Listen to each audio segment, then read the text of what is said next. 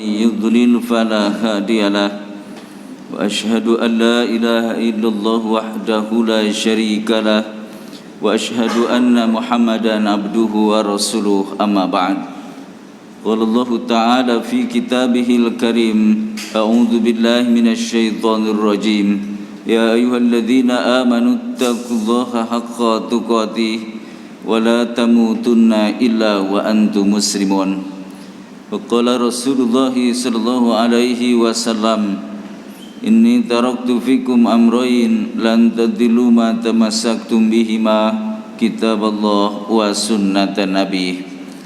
Hadirin wal hadirat ikhwatu iman jamaah Masjid Al-Mi'raj yang saya hormati, sidang kuliah zuhur yang insyaallah dimuliakan Allah Subhanahu wa taala. Senantiasa kita memuji dan bersyukur kepada Allah Subhanahu wa taala atas limpahan rahmat, nikmat serta inayahnya kepada kita semua. Pada siang hari ini kembali kita dapat berkumpul, bertemu wajah bermuajah setelah kita menunaikan ibadah salat zuhur berjamaah. Dalam kegiatan rutin thalabul ilmi kembali kita dapat bersua dan berjumpa, dan insyaallah kita akan manfaatkan waktu yang ada dengan sebaik-baiknya. Waktu iman rahimakumullah, memang luar biasa efek dan pengaruh dari apa yang dialami oleh masyarakat, bukan hanya di negeri ini tetapi di sentro jagat dunia, dengan munculnya virus yang dikenal dengan corona atau iwatu iman rahimakumullah COVID-19, yang kemudian bukan hanya dalam pendekatan kauniyah, bukan hanya dalam pendekatan kehidupan duniawi, masyarakat dan manusia merasa khawatir, tetapi juga memberi efek terhadap kaum muslimin, khususnya terkait dengan pelaksanaan ibadah kewajiban dalam kesehariannya. Waktu iman rahimakumullah, dan ini menjadi contoh bahkan pelajaran yang sangat berharga, karena bisa jadi di masa depan kita akan mengalami hal yang mungkin lebih berat. Mudah-mudahan itu tidak terjadi, tetapi kalaupun kemudian itu terjadi, maka ibarat sebuah tangga di mana seseorang iwatu iman dia akan bisa menginjakkan kakinya ke tangga berikutnya manakala ia menginjakkan tangga sebelumnya. Ketika hamba Allah Subhanahu wa taala diuji, khususnya hamba yang beriman kepada Allah Subhanahu wa taala dengan berbagai peristiwa yang sangat menakutkan, maka menjadi pelajaran bagi dirinya dalam kehidupan dunia, siapa di antara kita yang lebih baik amal perbuatannya, terutama dalam ketaatan kepada Allah Subhanahu wa taala. Apakah dengan peristiwa yang ada semakin jauh dari Allah atau justru semakin dekat dengan Allah Subhanahu wa taala? Wa iman rahimakumullah, saking luar biasa pengaruhnya sampai-sampai para ulama di dunia memiliki sikap yang tidak sama, memiliki fatwa yang berbeda-beda tentang bagaimana hukumnya nanti ketika melakukan ibadah sholat Jumat. Apakah kemudian boleh kaum muslimin tidak menunaikan ibadah sholat Jumat dengan peristiwa yang ada? Sebagian kalangan mengatakan tetap saja melaksanakan ibadah yang wajib, yang memang berdasarkan tuntunan harus berjamaah. Tapi di sisi lain iwatu iman ada yang memberikan rukhsah, keringanan, dispensasi dengan alasan bahwasanya menolak bencana, menolak kerusakan didahulukan daripada mengambil kemaslahatan. Iwatu iman rahimakumullah, dari perbedaan pandangan ini pula iwatu iman itu menjadi contoh juga, menjadi pelajaran juga bagi kaum muslimin, terutama para ulama, yang kemudian bisa jadi hari esok iwatu iman itu ditemukan hal yang lebih berat, lalu kemudian dimintakan fatwa kepada mereka. Waktu iman rahimakumullah, meskipun yang namanya ijtihad itu bisa terjadi perbedaan, karena ijtihad iwatu iman bisa digugurkan dengan ijtihad, juga bisa tidak digugurkan dengan ijtihad. Sampai sejauh mana kekuatan ijtihad itu yang menentukan. Tapi terlepas dari itu semua iwatu iman, bagi kita semua bahwa dilihat dari pendekatan kauniyah atau keduniaan, masalah apa yang kita sedang hadapi dari virus tersebut, ikhwatul iman, faktanya itu ada yang terserang, terkena, terjangkit. Ada juga yang kemudian mungkin karena dengan kesiapan dan segala macam, terutama dengan izin Allah Subhanahu wa taala, ia tetap dijaga kesehatannya, dia tetap dijaga keprimaannya, sehingga tidak ada sakit atau tidak terjangkit dengan virus itu. Sehingga kemudian dalam bahasa lain, ikhwatul iman, bahwa ini tidak berbeda dengan wabah atau mungkin bisa jadi musim. Misalnya ketika orang peralihan dari musim panas ke musim dingin atau musim ini ke musim panas, lalu ada orang yang memang imunitasnya ketika itu sedang drop, lalu kemudian muncullah ikhwatul iman sakit pada saat itu, tapi ternyata yang lain tidak, padahal musimnya itu terjadi dan menimpa siapapun gitu maksudnya. Jadi wabah ini menimpa kepada siapapun, tapi dengan izin Allah ada orang yang terjangkit, ada yang tidak gitu. Nah, ikhwatul iman rahimakumullah, karena demikian maka sebagian kalangan mengatakan bahwa ya tidak bisa dipastikan bahwa ini memang menjangkit seluruhnya, tapi tetap harus waspada. Maka ikhwatul iman, ambillah jalan tengah. Apa jalan tengahnya ikhwatul iman rahimakumullah? Bahwa tetap kita harus berada pada ketaatan kepada Allah Subhanahu wa taala. Manakala ada kekhawatiran, maka upayakan kekhawatiran itu bisa dilakukan tindakan preventif. Jadi dalam kacamata agama, ikhwatul iman, dengan situasi dan kondisi yang ada, jangan sampai merusak hukum gitu. Karena justru bisa jadi dengan kejadian dan peristiwa ini menjadi ujian bagi orang-orang beriman, termasuk dalam aspek hukum, dalam aspek pelaksanaan ibadah. Apakah kemudian dalam kondisi begini, lalu kemudian sholat Jumat ditiadakan, lalu kemudian orang melakukan sholat duhur di rumah masing-masing misalnya. Ikhwatul iman rahimakumullah, padahal mungkin bisa jadi ketika orang berkumpul di rumah misalnya, bisa jadi ikhwatul iman, justru ketika dikarantina di rumah ada orang yang mungkin terjangkit, dengan justru diisolasi seperti di rumah, ikhwatul iman, kan tidak menutup kemungkinan itu terjadi, lalu orang yang maksudnya ingin menyelamatkan diri malah justru terjangkit juga, karena di dalamnya itu ada orang yang terjangkit gitu. Maksudnya begini ikhwatul iman, memang agak rumit untuk bisa memetakannya, agak rumit, tapi bahasanya sederhana begini. Orang yang dikarantina itu adalah orang yang dia sudah terjangkit. Orang yang dikarantina itu terjangkit dalam pengertian positif, atau terjangkit sudah punya embrionya, atau kemudian punya potensi untuk mengalami itu, sudah ada tanda-tandanya, maka dilakukanlah isolasi misalnya. Bagi mereka yang tidak seperti itu ikhwatul iman, maka khususnya seperti di Jakarta misalnya, itu karantinanya tidak karantina rumah tapi karantina wilayah. Nah, itu menunjukkan berarti dalam pandangan pemerintah pun ikhwatul iman memang tetap dijaga psikologisnya supaya tidak ada sugesti dan kepanikan gitu.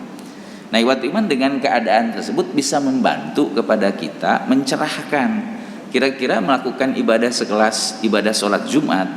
Yang sholat Jumat itu perbedaannya dengan sholat duhur adalah, kalau sholat duhur, mohon maaf kalau nanti ada yang berbeda pendapat, sholat duhur itu dilakukan munfarid itu sah. Sholat duhur itu meskipun wajib tapi dilakukan sendiri itu sah. Jadi pahami iman. Jadi kalau ada orang sholat duhur, sholat asar, pokoknya sholat wajib selain sholat Jumat dilakukan sendirian misalnya, tidak berjamaah, itu sah. Karena sholat berjamaah itu afdolu, kata Rasul, lebih utama daripada sholat sendirian. Berarti kalau begitu sholat sendiri sah. Tapi kalau sholat Jumat itu syaratnya berjamaah. Bisa dipahami Pak? Sholatul al-Jum'atu hakun wajibun alamuh kuli muhtalimin fi jamaah ila arba'ah. Bahwa sholat Jumat itu adalah kewajiban bagi setiap laki-laki yang ihtilam, yang sudah balik ikhwatul iman, dalam suatu kumpulan, satu komunitas, artinya berjamaah. Ila arba'ah, kecuali 4 golongan. Nah, ikhwatul iman rahimakumullah, itu menunjukkan bahwa sholat Jumat itu wajib berjamaah. Di situ letak perbedaannya. Karena itulah maka ketika sholat Jumat memang tidak bisa sendiri, harus berjamaah. Kemudian ikhwatul iman rahimakumullah, kira-kira pendekatan duniawinya bagaimana? Nah, ketika ada orang yang memang diketahui dia terjangkit, baik positif maupun terjangkit dalam pengertian dia punya potensi iwatu iman untuk positif, maka orang-orang tersebut kemudian dikategorikan kepada orang yang sakit, sehingga berlaku hadis yang tadi saya sebutkan, kata Rasul ila arba'ah, kecuali 4 golongan. Salah satunya marid, orang yang sakit. Orang yang sakit iwatu iman diberikan rukhsah. Bahkan bisa jadi ada orang sakit bukan lagi diberi rukhsah, tapi wajib dia tidak Jumat, dilarang Jumatan karena kondisi sakitnya berbahaya misalnya. Tapi dia tetap selama sadar wajib melakukan kewajibannya, yakni sholat duhur. Bisa dipahami Utimah? Jadi pendekatan hukumnya dikaitkan kepada situasi dan kondisi.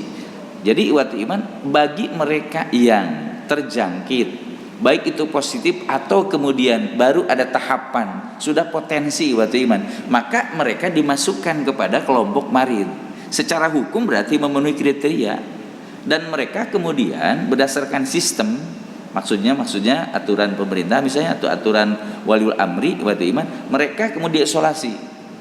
Nah, secara hukum tidak disalahkan karena menurut hadis juga iwatu iman ada yang dikecualikan, yakni marid, orang yang sakit.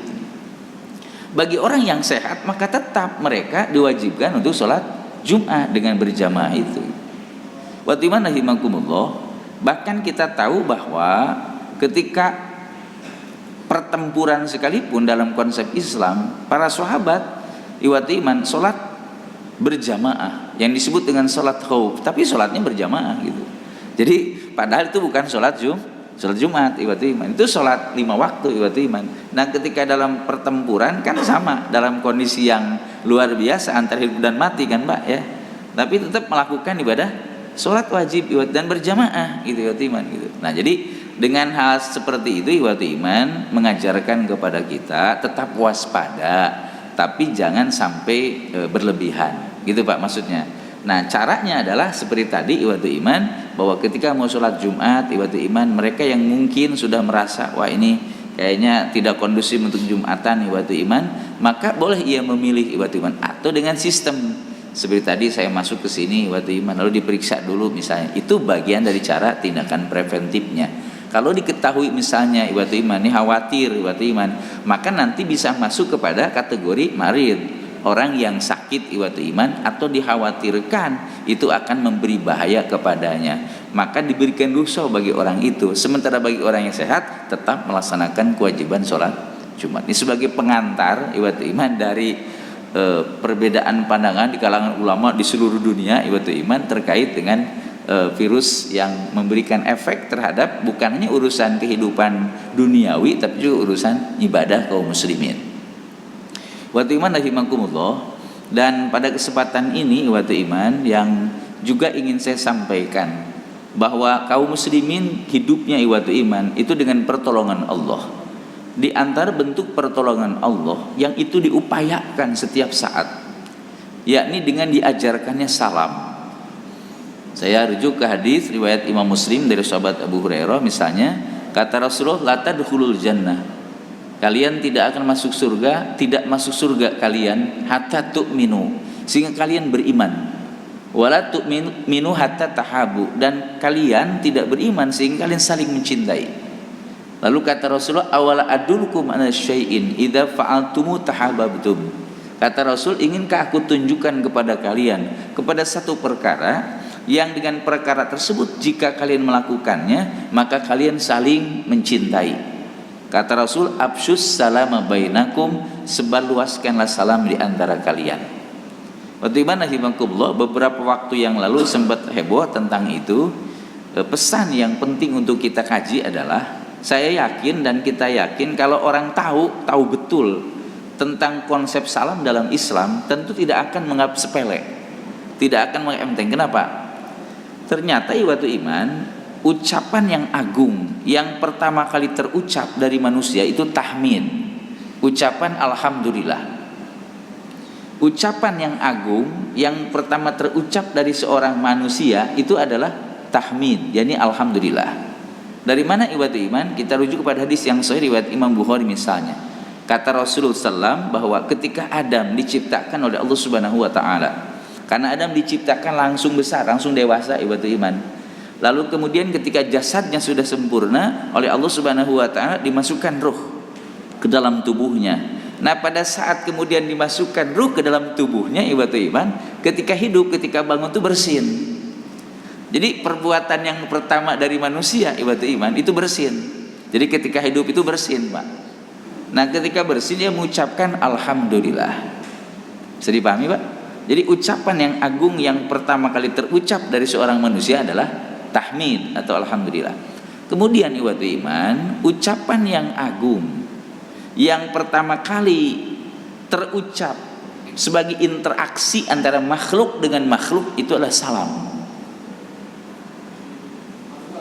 Berdasarkan hadis muttafaq alaih Bukhari Muslim, kata Rasulullah, lama khalaqallahu Adam, ketika Allah menciptakan Adam, maka Allah Subhanahu wa taala menyuruh Adam, idhab, kata Allah, hai Adam, pergilah kamu, fassalim, kemudian ucapkan salam. Kepada siapa? Kepada ulaika, kepada mereka, menunjuk iwatu iman kepada nafarin minal malaikati julus, kepada sekelompok malaikat yang sedang duduk. Jadi Allah memerintahkan kepada Adam untuk menghampiri, untuk menemui para malaikat yang sedang duduk, lalu ucapkan salam kepada mereka. Lalu kata Allah kepada Adam, fastami', lalu simak, perhatikan, dengarkan, mayuhayyunaka, apa yang diberikan penghormatannya kepada kamu oleh mereka. Kira-kira balasan mereka itu seperti apa setelah kamu menyampaikan salam? Kata Allah, tahiyatuka wa tahiyatu dzurriyyatika, itu menjadi penghormatanmu dan penghormatan anak cucu keturunanmu. Maka Adam menghampiri mereka, assalamualaikum. Adam mengucapkan assalamualaikum. Dijawab sama malaikat itu, ibatul iman, dalam hadis itu jawabannya assalamu alaika warahmatullah. Jawabannya di situ, di hadis itu, ibatul iman. Jadi di sana ibatul iman kalimatnya pakai warahmatullah, sementara Adam cuma assalamualaikum. Itu ada warahmatullah. Itu ucapan penghormatan dari malaikat kepada Adam atas ucapan salamnya. Maka berdasarkan keterangan tersebut, ibatul iman, kalau setiap kita tahu dan paham bahwa salam itu merupakan ucapan yang agung, interaksi makhluk dengan makhluk, maka tentu punya kesimpulan bahwa salam itu sesuatu yang luar biasa. Kenapa? Karena punya sejarah yang panjang. Jadi nggak mungkin menganggap sepele kepada salam gitu dalam konsep Islam. Kenapa? Karena salam itu punya sejarah yang sangat panjang berdasarkan keterangan tersebut. Dan itu berlaku kepada anak cucu keturunan Adam. Dan itu dikukuhkan sampai kepada ajaran Nabi Muhammad Rasulullah SAW. Kata Rasulullah bahwa idza laqita fassalim alaihi, apabila kamu berjumpa dengan saudara muslim maka ucapkan salam. Dan kita tahu assalamualaikum itu doa. Yang doa tersebut dilihat dari berbagai sisi luar biasa. Bukankah assalam itu nama Allah?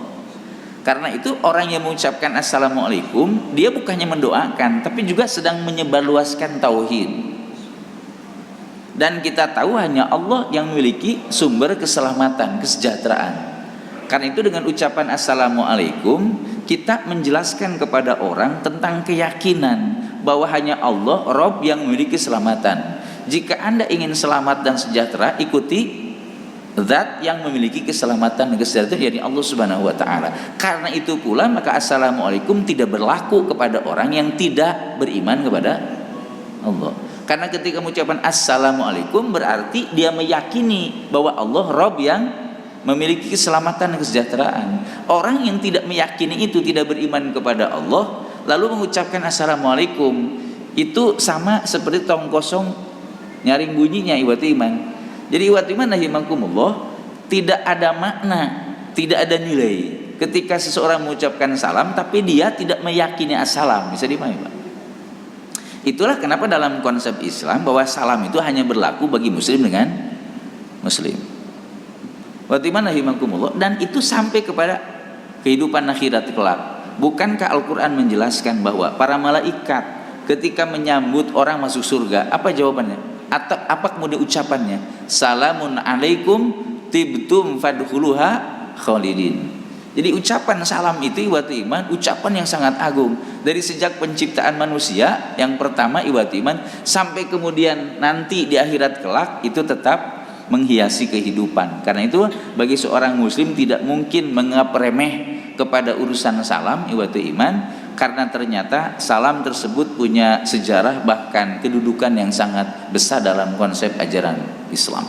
Iwatu iman rahimakumullah, karena itu maka berangkat dari nilai yang tadi disebutkan bahwa jika kita ingin masuk surga maka harus beriman, dan beriman itu akan sempurna jika bukan hanya kita saling mencintai dengan Allah, tapi juga harus saling mencintai antara kaum muslimin. Kata Rasulullah, inginkah aku tunjukkan agar kalian saling mencintai, maka sebarluaskanlah salam di antara kalian. Nah, terlepas dari karena virus corona lalu kemudian bersalaman orang kemudian menjauhkan diri waktu iman, padahal dalam hadis sangat jelas riwayat Imam Abu Daud bagaimana keutamaan orang yang bermusafahah. Dua orang muslim ia kemudian berjumpa lalu kemudian saling menyampaikan penghormatan, assalamualaikum, dijawab ikhwatu iman, maka kemudian ketika mereka bersalaman kata Rasulullah diampunkan dosa di antara mereka berdua. Jadi ketika orang itu bersalaman ikhwatu iman maka diampunkan dosa di antara mereka berdua sampai mereka berpisah. Nah, ikhwatu iman rahimakumullah, yang jelas bahwa kalaupun ada kekhawatiran, sekali lagi, kalaupun ada kekhawatiran, maka bukan melepaskan keutamaan itu gitu, tapi melakukan tindakan preventif, bisa dipahami Pak. Jadi sebelumnya kita cuci tangan, ketika kemudian habis bersalaman ikhwatu iman, maka dikhawatirkan bukan bahwa kita meyakini teman kita ada virus itu gitu Pak, bukan. Tapi demi kesehatan ikhwatu iman rahimakumullah, maka kemudian setelah bersalaman cuci tangan, gitu Pak. Jadi tidak harus kemudian jadi berlebihan sampai orang salam corona Pak. Salam corona bagaimana Pak? Pak, salam corona bagaimana Pak? Nah, salam corona begini kan Pak? Ada yang begini, ada yang begini gitu Pak. Macam ragam gitu salam corona ya gitu. Jadi ikhwatu iman jangan sampai berlebihan, tapi tetap kita berwaspada ikhwatu iman ketika bersalaman ketemu ikhwatu iman selesai kemudian mencuci tangan, atau kemudian sebelumnya masing-masing itu sudah membersihkan tangannya ikhwatu iman. Jadi dalam kondisi seperti ini ketika kita akan keluar setiap saat ikhwatu iman, kemungkinan bisa terjadi muamalah kita satu sama lain, maka kemudian bisa terjadi bersentuhan ikhwatu iman, maka lakukanlah kewaspadaan seperti yang sudah diarahkan oleh para dokter, para ahli kesehatan, agar muamalah kita tetap terjaga dengan keutamaan-keutamaan yang sudah dijelaskan dalam din. Lalu kemudian juga kita menjaga kesehatan kita sehingga tetap terjaga dari segala kemungkinan yang terburuk. Dan jangan juga lupa ikhwatu iman, hendaklah senantiasa bertawakal kepada Allah Subhanahu wa taala, berdoa kepada Allah Subhanahu wa taala agar kita tidak mendapatkan kesulitan dengan kita mendapatkan sesuatu yang buruk ikhwatu iman, sebagaimana apa yang dituntunkan Rasul, ada doa agar kita berlindung kepada Allah dan terbebas dari segala bentuk penyakit yang membahayakan diri kita ikhwatu iman. Dan itulah cara kita yang diajarkan Nabi setiap saat, karena setiap orang beriman hidupnya dengan tauhid ikhwatu iman, maka tidak akan terlepas dari tawakal kita kepada Allah Subhanahu wa taala. Tawakal berarti bukan hanya pasrah ikhwatu iman, tapi kata Rasulullah berikhtiar dulu, lalu kemudian barulah bertawakal kepada Allah Subhanahu wa taala. Kita tetap melaksanakan ibadah sebagaimana mestinya, tetapi tetap berikhtiar untuk menjaga situasi dan kondisi ikhwatu iman. Ya, kesehatan juga dijaga Pak, ya. Jadi minum habatus sauda misalnya ikhwatu iman, ya. Kemudian istirahatnya cukup ikhwatu iman. Nah, mudah-mudahan dengan ikhtiar dan doa kita tersebut kita terjaga dari wabah yang ada. Mudah-mudahan Allah Subhanahu wa taala menjaga kita semua, mengampuni dosa kita dan menerima amal ibadah kita semua. Qul qouli hadza wa astaghfirullah li wa lakum. Ada 5 menit, ada yang bertanya silakan.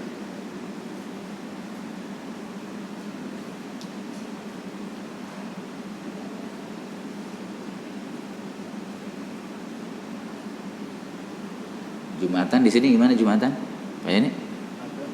Ada tetap? Ah, ya alhamdulillah. Ya, tapi gitu ya, dijaga. Jadi nanti setiap orang masuk tuh diupayakan untuk bersentuhan dengan air, meskipun sudah mandi tadi pagi misalnya kan, nah tetap gitu ya, disunahkan kan ikhwatu iman, silahkan berwudu.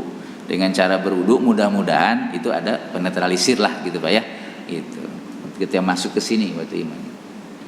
Nah ini kan karpet sudah dibuka ya Pak ya, itu kan. Ya karpet sudah dibuka tapi imamnya gak dipakai. Iya, ya Pak ya, imamnya gak dipakai Pak, harusnya dibuka juga ya. Gitu. Iya, jamaahnya supaya sehat, imamnya coba, makanya Pak ya. Iya itu Pak ya. Kenapa? Ya itu bukan urusan saya, itu urusan pengurus. Enggak, ini mah ya just kidding ya itu. Cuma jadi pertanyaan ya, masa yang lain nggak pakai karpet, saya pakai karpet, iya kan Pak ya? Oh iya, jamaah biar sehat sementara imamnya gitu ya, gitu kan, dibiarkan kan gitu ya, gitu. Mungkin karena kata-kata pengurus kali ya, kalau imam mah kebal kali ya gitu. Jadi biarin aja pakai karpet katanya ya, gitu. Iya soal imamnya memang luar biasa gitu. Di sini aja dibuka, ini enggak. Kalau di tempat lain kan, ini mah terlepas dari corona ya, gitu kan. Ada masjid itu. Pokoknya tempat imam tuh kalaupun berkarpet, karpetnya beda, betul nggak? Karpetnya ada yang sampai tinggi gitu Pak, gitu. Nah, kalaupun karpet nggak tinggi, malah tempat yang ditinggiin kan Pak ya? Iya. Memang bagus sih perhatiannya. Cuman justru itu menyalahi sebenarnya gitu. Karena Rasul melarang tempat imam lebih tinggi dari makmum. Ya maksudnya adalah kalau dulu itu maksudnya di masyarakat kita kan sampai sekarang juga masih kan, orang bikin musola, bikin masjid kan tempat imamnya pasti tinggi kan. Nah itu menyalahi sebenarnya, cuman masyarakat kan tidak paham. Masa saya pernah lihat di YouTube justru kalau yang di bawah itu kan Syiah pernah melakukan itu ya, jadi imamnya di bawah. Bukan persoalan Syiahnya, tapi kita merujukan ke sunnahnya. Jadi kalau Syiah melakukan begitu kan pertanyaannya kan mana dalilnya begitu gitu aja. Nah kalau kita mah sudah punya, Rasul melarang bahwa imam itu lebih tinggi dari makmum. Bahkan ada kejadian sahabat mengimami ibadah sholat para sahabat. Dia kemudian naik tuh di dataran tinggi, maksudnya imamnya di tempat yang tinggi, ditarik sama sahabat yang lain. Antum lupa ya kalau bahasa kita, antum lupa ya kalau Rasul melarang itu. Saya baru ingat ketika ditarik gitu. Itu ada larangan khusus. Jadi tempat, makanya kalau kita lihat orang melakukan sholat, kalau misalnya bangunan masjid itu ya, apakah ke atas ke bawah terserah. Yang penting imamnya nggak boleh di atas, bisa paham nggak? Makanya di masa tabi'in itu sudah ada yang namanya masjid itu berlantai. Nah imamnya di bawah, makmumnya ke atas, bisa paham? Jadi mau berapa lantai mau nggak? Yang penting makmum yang naik ke atas, bukan imam yang di atas Pak gitu. Karena ada aturan bahwa imam tidak boleh tempatnya lebih tinggi dari makmum. Nah terus ada yang membantah, Rasul juga pernah sholat di tempat yang lebih tinggi. Ya bacanya yang utuh. Rasulullah itu beliau naik ke tempat yang tinggi itu ketika sujud, supaya jamaah tahu apa yang dilakukan Rasul. Ketika kemudian sudah, Rasul turun lagi ke bawah. Paham nggak tidak? Itu diajari taklim untuk ngasih tahu bahwa apa yang dilakukan ketika itu bisa kelihatan Rasul pernah naik gitu.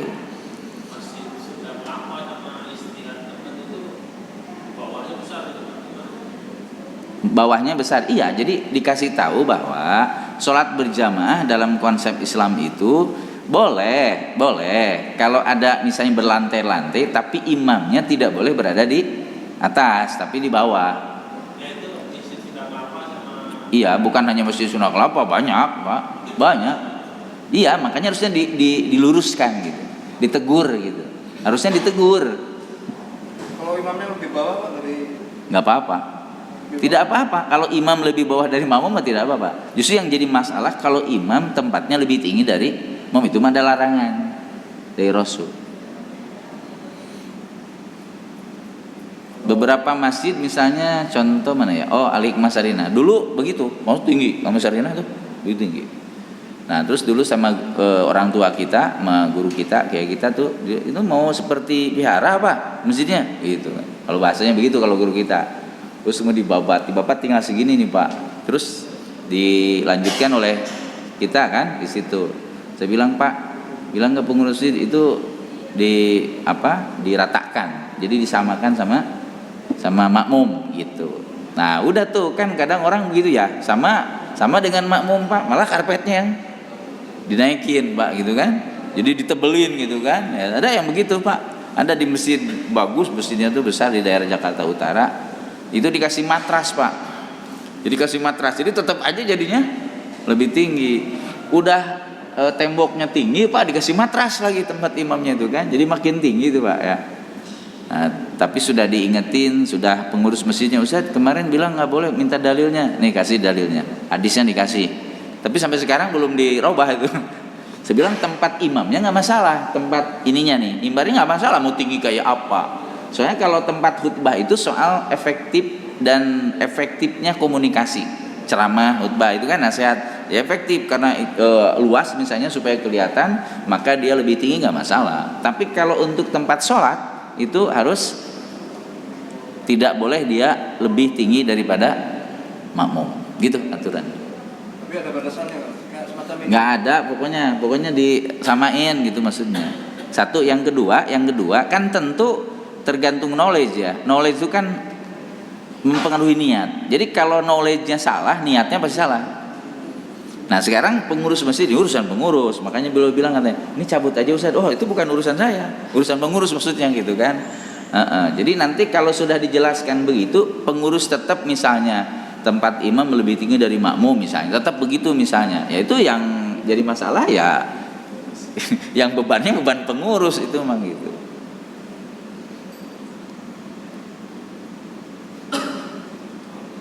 Kalau saya tadi bukan soal itu ya. Bukan soal itu tadi. Apa? Iya itu tadi supaya khawatir ada apa-apa. Kenapa imamnya biar ada apa-apa gitu maksudnya. Baik, masih ada silakan. Jadi tetap tinggi itu nggak boleh itu tak? Nggak, justru begini. Ini kalau punya niat begitu, maka jadi masalah gitu. Kalau ini mah bukan begitu, karena memang tadinya ada karpet kan. Bisa dipahami nggak Pak? Gitu maksudnya. Mungkin niatnya bukan itu Ustaz, jadi memang menghormati suatu imam. Itu makanya tadi udah dibilang kan bahwa bagus sebenarnya perhatiannya gitu. Cuma jadi masalah itu kenapa yang lain nggak pakai karpet, kata beliau, yaitu untuk mengantisipasi jangan sampai itu kan. Oh berarti kalau begitu makmumnya sehat, imamnya nggak apa-apa gitu. Itu terjangkit gitu maksudnya gitu. Iya, ini bercandanya gitu, ya bercandanya gitu ya. Gitu. Pokoknya nanti kalau ada ustadz yang ternyata pulang tuh gitu, wah itu kayaknya karena karpet gitu kali gitu ya. Daripada nanti jadi masalah mending dibuka ya, gitu kan. Kasih aja misalnya buat itunya yang bisa dibersihin atau diganti-ganti ya, itu kan yang tipis saja. Berundak-undak kayak tangga gitu. Ya intinya. Di atas nih, tapi iya. tanahnya tinggi itu, Iya. tanjakan gitu. Tanjakan. Iya. Di atas tapi dengan ada beberapa makmum mungkin ada. Iya Pak. 5 soft gitu. Ngesop ya. Di bawahnya kayak Masjid Al-Bahri. Iya. Di Pacitan. Nah kan gitu tuh, turun, tembok. Iya. Itu gimana? Iya, jadi begitu Pak. Jadi gini, kalau sudah ada aturan kan bukan gini, ada orang ngasih peci kan Pak ya. Ngasih peci, terus pecinya itu kekecilan ya Pak ya. Pertanyaan saya adalah, Bapak mau nyalahin apa? Mau nyalahin kepala? Wah ini kepala yang kegedean kata yang ngasih gitu. Kan nggak mungkin Pak ya. Pasti kan yang disalahkan pecinya Pak ya. Ini pecinya kekecilan kan gitu. Ya saya lihat yang ngasih. Kenapa? Nah, saya salahin yang ngasih. Betul, karena itulah maka yang dimaksud saya adalah sudah tahu ada aturan, maka yang bikin masjid itu harus tahu. Bisa dipahami nggak Pak? Maksudnya, gitu maksud saya. Jadi jangan ngerusak aturan gitu maksudnya. Maksudnya bisa sejauh mana misalnya ada imam. Nggak ada sejauh Pak. Pokoknya kalau imam itu dia lebih rendah. Iya. Ini imam. Makmum 1 2 saf. Iya, paham. Hanya berundak. Undak berarti ada makmum lagi kan di bawah. Iya. Mesti di stop Sama gitu. Jadi kalau mau kaitkan dengan aturan yang tadi, sekali lagi jangan merubah aturan, tapi merubah tempat, gitu Pak maksudnya. Kan nggak ada masalah gitu. Emang nggak bisa dirubah kan gitu nanti pertanyaannya. Gitu. Karena ada di mesti di Honda yang di Cibitung sana tuh Pak, sama begitu. Jadi tempatnya itu Pak, dia kayak stage gitu ya. Tapi stage-nya permanen Pak, stage-nya, gitu. Terus baru turun, luas Pak gitu Pak. Nah, terus ada ustadz yang kemudian dia nggak mau tuh, dia nggak mau di atas, maunya di bawah kan. Tapi kemudian ustadz bagaimana kalau ditemenin? Ya udah akan temenin. Gitu. Jadi si imam di atas tetap, tapi ada yang namanya berapa saf bisa dipahami nggak? Nah, maksud saya kan ustadz apa imamnya kan bukan sendirian ini sendiri gitu. Iya betul, saya paham. Gitu, saya paham banget, makanya saya contohin dengan masjid yang sama. Di Honda tuh begitu, ada stage, dia lumayan cukup luas tuh. imamnya nggak mau di atas tuh Pak, maunya di bawah gitu. Akhirnya keputusannya itu udah kalau saya di atas temenin, paham nggak? Berarti ada sab makmum di atas, paham nggak? Nah, pas saya kemudian Jumat berikutnya saya bilang ini begini, saya pokoknya minta tolong di bawah gitu. Terus pengurus diskusi setelah selesai Jumat, minta dalilnya, nih hadisnya, saya bilang ini keterangannya gitu. Terus Ustadz kemarin katanya ada yang itu imamnya di atas tapi ada makmum, sama aja, saya bilang itu. Jadi bukan begitu caranya, saya bilang. Pokoknya yang harus berkorban itu dalam hal ini adalah imamnya harus turun. Jangan justru imam di atas terus dibantuin naik oleh makmum sementara makmum lain di bawah imam, saya bilang gitu. Ya apa bedanya kalau begitu mah tuh? Apa bedanya kalau begitu mah? Seperti pertanyaan tadi kan, masjid mana tuh? Jadi imamnya di atas, di bawah kan aula dipakai, paham nggak? Apa bedanya seperti itu? Orang di atas ada makmum kok, kan begitu. Makanya di masa para tabi'in itu sudah terjadi masjid begitu. Kalau kemudian sudah berlantai-lantai begitu, silahkan, tapi imamnya berada di lantai bawah. Bisa dipahami Pak? Gitu. Jadi ini mah memang pengurus masjid harus paham aturan gitu maksudnya. Jangan kemudian nanti justru masyarakat umat Islam itu jadi tidak dicerdaskan gitu tentang bagaimana cara sholat berjamaah gitu. Nah caranya kalau tidak tahu ikhwatul iman ya mudah-mudahan dimaafkan. Kalau sudah tahu di-upgrade gitu, diperbaharui apanya tempatnya itu gitu. Seperti di beberapa tempat alhamdulillah ketika mereka sudah tahu ya mereka beresin tuh tempat imamnya ikhwatul iman itu diratakan dengan makmum. Sementara untuk tempat ceramah mah nggak masalah, lebih tinggi daripada makmum karena tidak ada kaitan. Itu kaitan soal sholat berjamaahnya. Bisa dipahami Pak Timan? Kalau di sini kan aman di sini mah, ya aman di sini insyaallah. Yang nggak aman tuh, oh enggak lah aman di sini mah insyaallah. Sini mah aman insyaallah. Ya, tiang aja. Ya memang tiang aja dan itu memang harus ya mau bagaimana lagi? Enggak, maksudnya mau bagaimana lagi begini. Para ulama juga bilang kalau memang kondisinya masyakoh nggak masalah. Masyakoh itu artinya ada kesulitan. Karena kondisinya udah begitu dan kalaupun di-upgrade itu upgrade-nya jadi bukan hanya atas tapi ke bawah gitu kan. Karena ini tiangnya tiang pokok kan gitu ya. Sampai ke bawah-bawah gitu. Nah, kecuali ada masjid yang tiangnya itu sebenarnya dia bisa dikali. Seperti beberapa masjid, saya bilang jadi ada orang sakit, dia nggak bisa sholat sambil berdiri. Memang permanen sakitnya, dia duduk. Saya bilang, "Pak, Bapak jangan di situ kalau bisa nggak beramal soleh," saya bilang. Supaya tidak putus tuh di situ duduk. Nah dia kemudian tetap nggak mau gitu karena sempit gitu ya. Padahal saya bilang itu bisa, kakinya buka. Ini tiang nih, tiangnya nggak gede segini, ibadah iman. Jadi dia duduk kakinya begini. Jadi dia tidak mutusab gitu. Saya bilang begitu, tapi tetap dia nggak mau ibadah iman. Akhirnya tetap aja kosong. Padahal sudah dipindahkan dari depan ke belakang ibadah iman. Nah, seperti itu contohnya.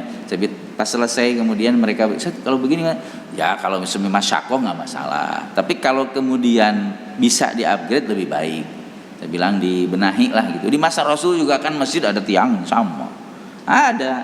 Makanya mereka kalau sebelum maghrib mereka suka pada sholat qobliyah maghrib tuh di belakang deket tiang-tiang itu. Gitu. Kenapa mereka melakukan begitu? Karena mereka tahu kalau Rasul muncul pasti qomat.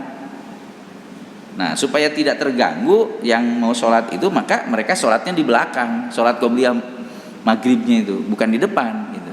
Tuh saking bahwa mereka kan memang tidak disuruh oleh Nabi melakukan sholat itu gitu. Tapi Rasul juga tidak mencegahnya. Baik iman, karena waktu juga misalkan kita demikian dapat saya sampaikan. Sekali lagi mudah-mudahan kita semua dapat menjaga diri Pak ya dari situasi dan kondisi, tapi yang paling pokok juga sugesti kita ya. Jadi jangan sampai terlalu terkungkung dengan kekhawatiran-kekhawatiran. Kita mah kalau sudah berikhtiar semuanya sesuai dengan ilmu kita, ibadah iman sudah tawakal. Jangan sampai takut berlebihan. Aku lu qouli hadza wa astaghfirullah li wa lakum. Rabbana la tuzigh qulubana ba'da idh hadaytana wa hab lana min ladunka rahmah innaka antal wahhab. Rabbana afrigh 'alaina sabran wa tsabbit aqdamana wansurna 'alal qaumil kafirin. Rabbana la tu'akhidna in nasina wa akhtana.